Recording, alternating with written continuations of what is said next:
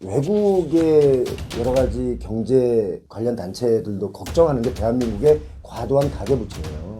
부동산에 관련된 키워드 한 단어를 얘기하라면 저는 버블을 이야기할 수밖에 없다. 진짜 위험한 시기는 2024년이 위험할 것이다. 집값으로만 본다면. 부동산 폭락은 아마 2024년에 끌어안고 있기 때문에 문제라는 겁니다. 2017년, 18년 정도 가격만 하더라도 그런데 그거에 2배, 3배가 뛰었으니까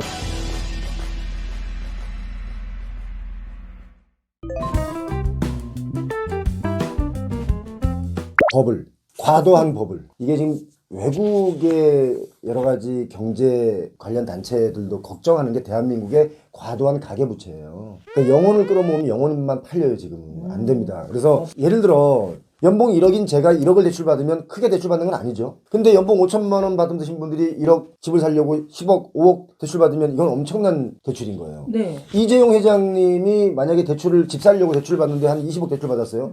그건 대출도 아니죠. 그분께는. 네. 그러니까 그건 과도한 대출이 아닌데 우리 일반적인 GDP 상황으로 봤을 때 과도한 대출을 넘어섰다. 어떤 조사기관에서는 105%가 아니라 GDP 대비 108%까지 있는데 이러면 세계에서 정말 위험한 나라다라고 판단할 수밖에 없는. 언제 버블이 터져도 전혀 이상하지 않은 거죠. 지금 그 단계에 있는 거예요.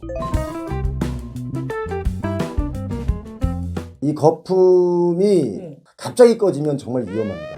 그래서 서서히 눈 녹듯이 봄이 되면서 눈이 녹듯이 이렇게 가격이 하향 안정화로 가야 뭔가 이렇게 연착륙이 되거든요. 네. 근데 예를 들어서 20년, 21년, 20년에 최고가로 사신 분들 입장에서 아파트 가격이 만약에 30% 조정이 온다. 그 조정이 좀 길어진다. 라고 하면 이분들은 자산을 다 잃은 거예요. 왜냐면 영끌이라는 것은 적어도 한 80%, 70%의 대출을 받아서 모든 대출을 끌어모아서 산 게 영끌인데 이분들은 정말 패닉이 올 수밖에 없는 거죠. 그래서 연착륙이 좋다 했는데 올해 상반기에는 연착륙은커녕 오히려 급반등을 했단 말이에요. 사실은 둔촌주공이 좀 위험했거든요.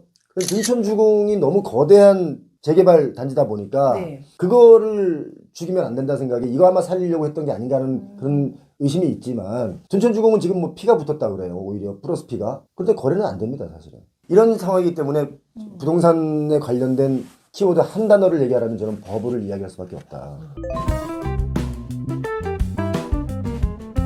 제가 뭐 감히 앞으로 벌어지지 않은 미래에 대한 것을 예측한다는 것은 좀 어불성설일 수는 있습니다만은 진짜 위험한 시기는 2024년이 위험할 것이다. 집값으로만 본다면. 부동산 폭락은 아마 2024년에 우리에게 맞닥뜨린 현실이 될 수 있다. 그래서 그거에 대한 리스크를 지금부터 우리가 감내할 준비를 하지 않으면 정말 갑자기 맞닥뜨리게 되면 위험하지 않습니까? IMF가 터질 때도 그 하루 전날도 우리 경제 튼튼하다라고 얘기했거든요. 그랬죠. 그러고 나서 바로 그 다음날 발표했지 않습니까? 여러 가지 너무 큰 버블을 끌어안고 있기 때문에 문제라는 겁니다.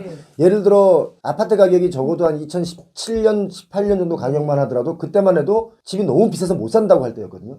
그런데 그거에 2배, 3배가 뛰었으니까 이건 뭐 어떻게 감당을 해야 됩니까? 예를 들어 저는 기본적으로 50년 장기 대출해 주지 않습니까? 아파트 그 재건축이 연한이 30년이에요. 그리고 직장 다니는 분들이 50년 직장 다닐 수 있습니까? 그런데 어떻게 50년 대출을 어떻게 갚습니까? 그렇게 해서 내가 벌어서 갚을 게 아니라면 누군가에게 그 빚을 또 한번 전가하면서 아파트 상승분에 대한 이익을 보고 나는 빠지고 이 사람이 그 책임을 또 져야 되잖아요. 계속 이렇게 빚을 안겨주면서 끌고 가다 보면 50년이 지났다고 가정해 봅시다. 그러면 50년 뒤에는 그 아파트의 가격이 다시 재건축을 해야 되지 않습니까? 그럼 돈이 또 들어가지 않습니까? 그럼 그 버블은 또 누가 책임질 겁니까? 그럼 계속 우리는 그 빚을 끌어안고 평생 빚 갚다가 가는 인생이 우리의 라이프 사이클이 되면 무슨 희망이 있냐 이거예요.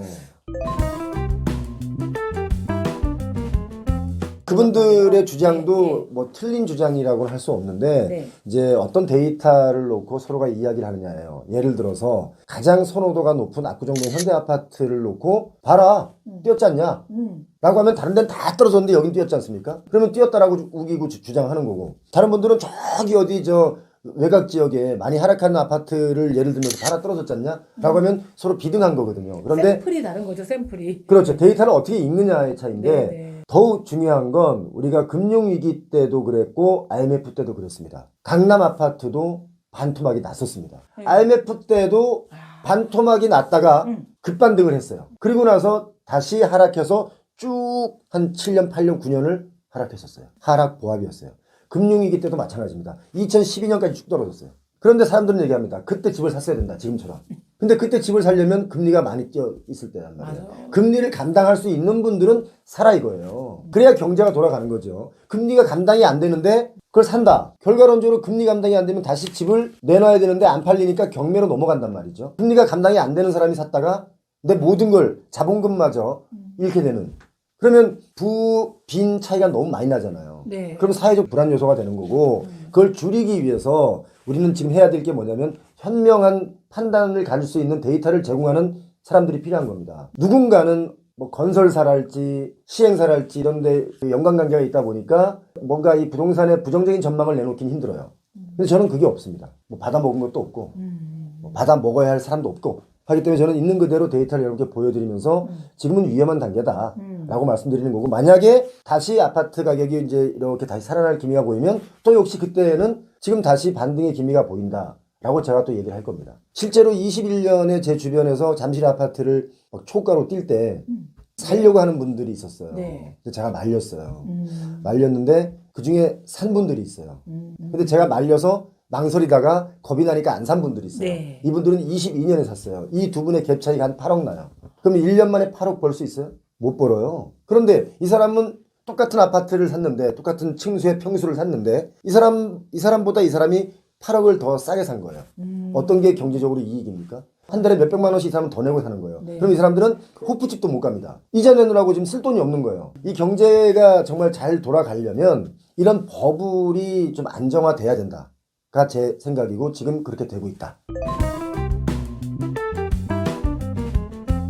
제가 뭐 정치하시는 아주 그 훌륭하신 분들도 해결 못하는 이 양극화를 제가 어떻게 해결하겠습니까마는 가장 중요한 건 이제 그냥 이런 제한 정도로라도. 네. 교육의 인프라, 생활의 네. 인프라, 병원이랄지 이런 것들이 지방 분산화가 좀 네. 돼야 되는데 네. 중요한 건 그들이 안 간다는 거예요. 이런 말씀은 좀 제가 냉정하게 네. 드려야 되는데 지방을 살려야 된다. 교과서적으로 맞는 말입니다. 그런데 굳이 왜 지방을 살려야 되죠?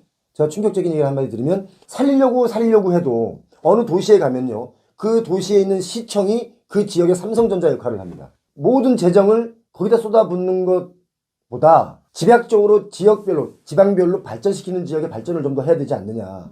그리고 시골집, 빈집이 많은데요. 이 시골집, 빈집의 경우도 만약에 유인경 기자님이 서울에 한 채 있고 시골 어르신들이 살던 집이 한 채가 있어요. 이제 시골에 있는 집은 뭐 3천만 원, 5천만 원 뭐 이렇게 합니다. 그래도 1가구 2주택이에요. 그래서 이 빈집은 그거 좀 빼줘라.